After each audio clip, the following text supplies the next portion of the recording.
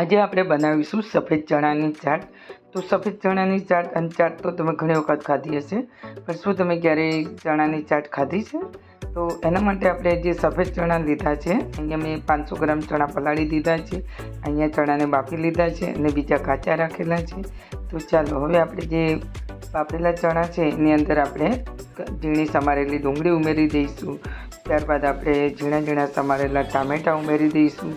આ બધું ઉમેરીને ત્યારબાદ આપણે ઉમેરીશું બીજા મસાલા. આપણે જે કે અહીંયા મેં કાચી કેરી લીધી છે અને કાચી કેરીના ટુકડા અહીંયા ઉમેરી દીધા છે. તમારી પાસે કાચી કેરી ન હોય તો તમે આમચૂર પાવડર પણ તમે ઉમેરી શકો છો. ત્યારબાદ આપણે ઉમેરી દઈશું લીલા ધાણા અને પછી આપણે જે મસાલા લઈ લઈશું, એટલે કે અહીંયા લઈ લીધું છે ચાટ મસાલો લીધો છે, ત્યારબાદ આપણે લીધું છે સંચળ પાવડર લઈ લીધો છે, ત્યારબાદ આપણે સાદું નમક લેવાનું છે અને આ બધું આપણે તમારે જોઈને ઉમેરવું હોય.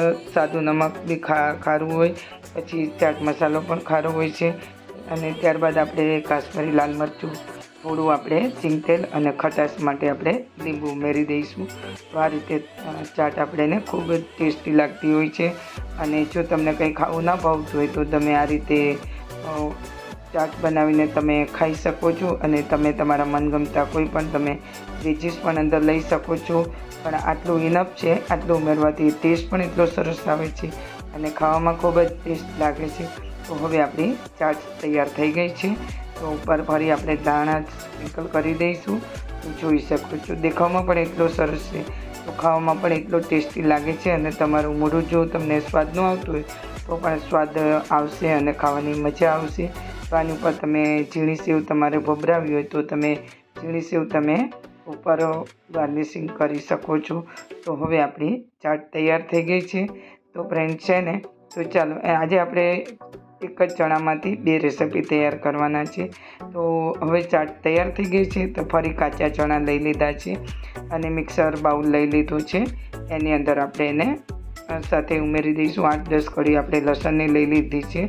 ત્યારબાદ અહીંયા મેં મીડિયમ તીખું મરચું લીધું છે મોટું. ત્યારબાદ આપણે ઉમેરી દઈશું અને 1 ચમચી આપણે આખું જીરું લીધું છે. ત્યારબાદ થોડા સિંગદાણા લીધા છે અને ત્યારબાદ આપણે ઉમેરી દઈશું 1 ચમચો આપણે દહીં ઉમેરી દઈશું. અને હવે આપણે આને થોડું મેં અહીંયા પાણી લીધું છે, જોઈ શકો છો. જરૂર પડશે તો ફરી પાણી ઉમેરીશું.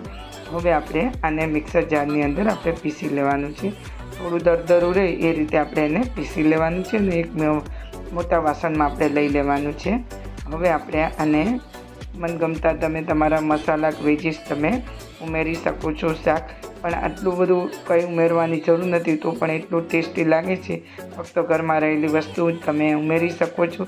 તો ચાલો હવે બાઉલને આપણે એક બાજુ મૂકી દઈશું. ત્યારબાદ અહીંયા મેં લઈ લીધા છે 3 નાના બટાકા લીધા છે, એને છાલ કાઢી પાણીમાં પલાળી એને હવે આપણે આ રીતે છીણી વડે આપણે એને છીણી દેવાના છે.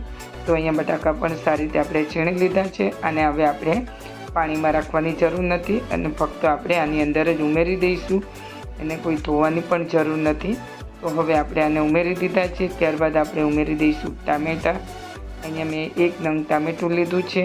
ત્યારબાદ આપણે અંદર ઉમેરી લઈશું ઝીણી સમારેલી અહીંયા ચોપરમાં ડુંગળી ચોપ કરી દીધી છે. અને હવે આપણે આ ડુંગળી ઉમેરી અને બીજા આપણે મસાલા ઉમેરીશું. તો અહીંયા આપણે મસાલામાં તમે જોઈ શકો છો ખૂબ ઓછા મસાલાથી અહીંયા મેં લસણ પીસેલું લીધું છે. તમે લસણ ના ખાતા હોય તો સ્કીપ કરી શકો છો. ત્યારબાદ અહીંયા લાલ મરચું લીધું છે અને મીઠું આપણે લીધું છે. આપણે સંચળ પાવડર થોડું ઉમેરેલો છે અને હવે થોડો ચાટ મસાલો આપણે જે અગાઉ ઉમેરેલા એ બધા મસાલા આની અંદર આપણે ઉમેરીશું. અને ત્યારબાદ આપણે ધાણા ઉમેરી દઈશું અને સારી રીતે આપણે મિક્સ કરી અને જોઈ લઈશું કેટલું પતલું થાય છે. એ બધું આપણે બટાકાનું છીણ અંદર ઉમેરેલું છે અને પછી જોઈને ત્યારબાદ આપણે થોડો રવો લઈ લઈશું. અહીંયા મેં એક નાની વાટકી રવાની લીધી છે. જો તમારે ના ઉમેરવું હોય તો અને રવો ના હોય તો તમે થોડો ઘઉંનો લોટ પણ તમે ઉમેરી શકો છો, થોડો ચણાનો પણ તમે ઉમેરી શકો છો, પણ એના વગર પણ તમે આને બનાવી શકો છો. હવે આપણે સારી રીતે મિશ્રણ તૈયાર થઈ ગયું છે. તો ચાલો હવે આપણે એક પેન લઈ લઈશું. પેન ગરમ કરી થોડું તેલ અંદર ઉમેરેલું છે અને આ રીતે આપણે એને બનાવી લઈશું. જે સાઈઝનું તમારે બનાવવું હોય તમારે મોટા બનાવવો હોય કે નાના બનાવવો હોય તો પણ તમે આને એક બનાવી શકો છો. અને તમારે બેટર જો એકદમ પતલું કરવું હોય તો પણ તમે એને બનાવી શકો છો. હવે આપણે આ રીતે ઢાંકી દઈશું અને ઢાંકીને આને પાકતા બહુ વાર નથી લાગતી હોતી, ફક્ત 1 કે 2 મિનિટની અંદર તૈયાર થઈ જાય છે. અને હવે આપણે આ રીતે ઉલટ કરી દઈશું. તો અહીંયા એક સાઈડ આપણું શેકાઈ ગયું છે.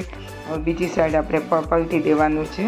તો બીજી સાઈડ પણ આપણે એને પલટી દઈશું. આપણે આ રીતે બંને સાઈડ આપણે એને ઉલટ કરતાં આ રીતે તૈયાર. અને આને આ નાસ્તો તમે હાંડવા ઢોકળા કંઈ પણ ભૂલી જાઓ, એટલો ટેસ્ટ આવતો હોય છે ને, તો ખાવાનું તમે વારંવાર બનાવશો. અને જો બાળકોને તમે બનાવીને આપો તો લંચ કે ટિફિનમાં તો પણ ખાવાની ખૂબ મજા પડે છે અને એટલો ટેસ્ટી બને છે કે તમે વારંવાર બનાવશો. તો તૈયાર છે આપણા કાબુલી ચણાનો નવો નાસ્તો, એ વ્હાઈટ ચણાનો નવો નાસ્તો. તો આજે આપણે એક ચણામાંથી 2 રેસીપી તૈયાર કરી છે. તો ફ્રેન્ડ્સ, આશા રાખું છું કે તમને આ રેસીપી ખૂબ પસંદ આવી હશે.